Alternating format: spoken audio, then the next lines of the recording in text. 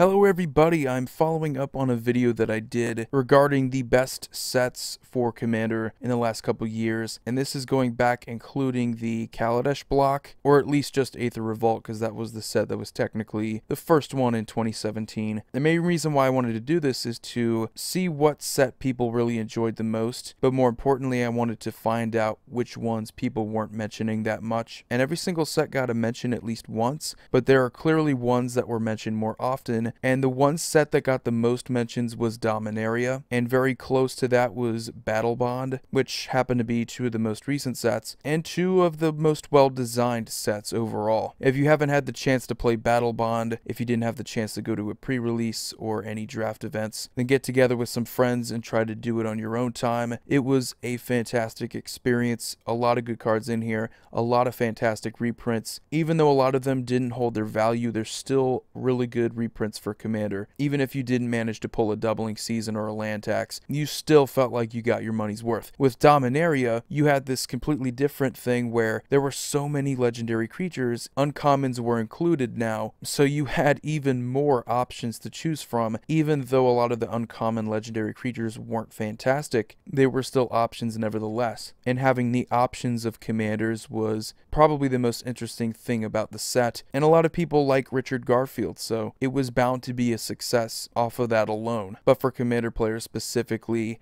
having those legendary creatures only made it even more special for us. But the sets that didn't get too many mentions would probably be Amonkhet. I don't want to say Hour of Devastation is too much like Amonkhet because it really is different. The gods were much better. It seemed more like a Commander friendly set, whereas Amonkhet was more of a standard friendly set. Nothing was too overpowered, although some people would think the Hazaret God is a little too powerful, but that's just the mono red deck type in general. Amonkhet just didn't really offer that much for Commander players, so it's no surprise to me that that didn't get too many mentions. Some people did mention Hour of Devastation or try to lump in Amonkhet with that, but to me, not too many people were as excited for that set. And I remember complaining about it, not really liking it too much either when it came out. There wasn't really much to it. I think it was a decent draft set because, like I said, nothing too overpowered in it, but they kind of played it a little too safe with that set and didn't really give us anything super interesting as far as Commander goes. As far as legendary options go, we had Hapatra and the legendary gods, and I think that was about it.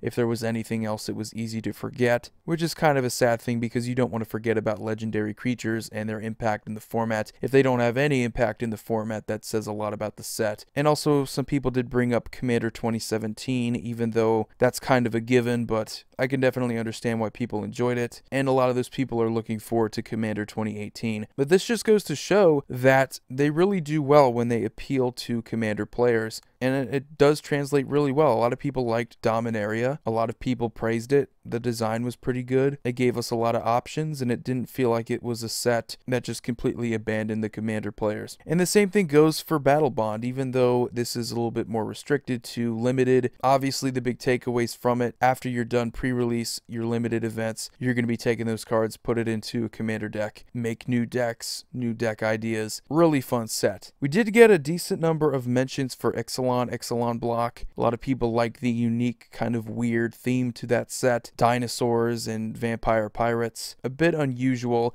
I don't think people were as into the story or even the characters as much, but overall, having dinosaurs, a brand new creature type, introduced into Magic appealed to a lot of Commander players, making dinosaur tribal decks as well as improving vampire tribal decks, giving us a lot of support for white vampires, something that we didn't really have that much of before. That was also a brilliant idea. But yeah, it comes down to creativity, it comes down to appealing to what's really hot right now in Magic, and that is Commander. So if you're wondering why you're seeing all these legendary creatures, if you're wondering why all these limited sets now are starting to take off and people are really taking an interest in them, it's because a lot of those cards are valuable to Commander players. They're playable in that format almost exclusively now. A lot of these cards aren't going to see play in Legacy or Vintage or even come close to it, so they're likely going to end up in Commander anyway. But just a takeaway from that little video I made, reading the comments, seeing what people had to say, I don't think any set in particular was completely hated from the last couple years, but there's definitely ones that were subpar in comparison to Dominaria or Battle Bond in terms of their impact on Commander. But you can tell they're definitely getting better. Compared to the 2 previous years, their impact on Commander, the sets have been a lot better now. But anyway, just wanted to share my thoughts with you guys on that. Wanted to follow up on the previous video I made. You guys have a wonderful day. Void here signing off. See you all next video.